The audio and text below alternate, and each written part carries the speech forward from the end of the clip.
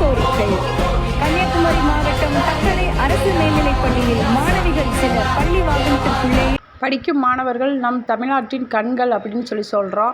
படித்து பெரிய வேலைக்கு போய் நம்ம தமிழ்நாட்டை திருத்துங்க. அதை விட அவங்க அம்மா அப்பாவை பார்த்துக்கிறங்க. கஷ்டப்பட்டு வளர்த்து ஒரு வீட்டு வேலை செஞ்சு அவ்வளோ கஷ்டப்பட்டு ஒரு மரம் வெட்டி எவ்வளவோ விவசாய பிள்ளைகளாகட்டும் எவ்வளவோ சோத்துக்கே வழி இல்லாமல் இருந்தால் கூட தன் பிள்ளைகளை படிக்க வைக்கணும் எத்தனையோ பெற்றோர் நினைக்கிறாங்க.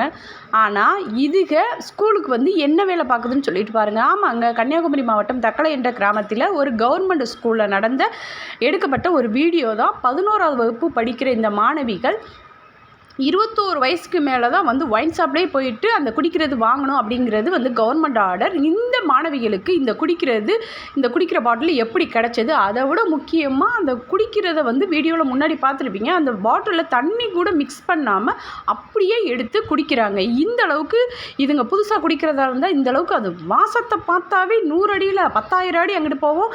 அவ்வளோ வாந்தி வரும். இந்த அளவுக்கு இதுங்களுக்கு பழக்கம் எங்கேருந்து வந்தது? அப்போ ஒரு வகுப்பறையிலே வச்சு இந்த செயலை செய்யுதுங்கன்னா அந்த ஸ்கூல் எப்படி இருக்குது, அங்கே உள்ள ஆசிரியர்கள் எப்படி இருக்காங்க? இதுங்க செய்கிற செயலை உங்கள் அம்மா அப்பாவுக்கு தெரியுமா தெரியாதான்னு சொல்லி தெரியல. அப்போ எப்படி ஒரு வளர்ப்பாக இருக்கும்? ஆம்பளை பயல்கள் பார்த்தாவே வந்து எப்படி பொறுக்கித்தனமாக வளர்த்துருக்காங்க பாருன்னு சொல்கிற காலம் போய் இப்போ பெண்கள் ஆணும் பெண்ணும் சமங்கிறத கேட்டு போய் ஆம்பளை என்ன பண்ணுறானோ அதை விட தாண்டி ஒருபடி மேலே தான் வந்து பெண்கள் பண்ணிக்கிட்டு இருக்கீங்க. தயவு செய்து முதல்ல வீட்டில் உள்ள பெற்றோர் தான் பிள்ளைங்க என்ன செய்யுதுங்க, ஃபோன் எப்படி யூஸ் பண்ணுதுங்க, வெளியே போகும்போது எந்த மாதிரி இருக்குதுங்க அப்படிங்கிறத முதல்ல கவனிங்க. தயவு செய்து இந்த மாதிரிலாம் வந்து விடாதீங்க. உங்களுக்கு தெரியும், பாகிஸ்தானில் கூட ஒரு 17 வயசு பையன் ஒரு பிஞ்சு 18 மாத குழந்தைய கெடுத்து கொண்டிருக்கான்.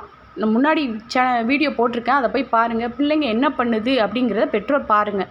கண்டிப்பாக இது கல்வித்துறை அமைச்சர் அவங்க கண்ணில் படுற வரைக்கும் இந்த வீடியோ ஷேர் பண்ணுங்கள். ஷேர் பண்ணி கண்டிப்பாக இது எந்த ஊர், இது நடந்தது உண்மையா அப்படிங்கிறத, இது இல்லை எடிட்டிங் வீடியோ மாதிரி தெரியலை அப்படிங்கிறத கண்டறிஞ்சு கண்டிப்பாக இதுங்களை ஸ்கூலை விட்டு கண்டிப்பாக சஸ்பெண்ட் பண்ணி இது எந்த ஸ்கூலுமே தமிழ்நாட்டில் உள்ள எந்த ஸ்கூலுமே இவ்வளோ கேவலமான பிள்ளைங்க ஸ்கூலில் வந்து சேரவும் கூடாது. இது கெடுக்கிறது இல்லாமல் இருக்கிற மாணவர்களையும் கெடுக்குங்க.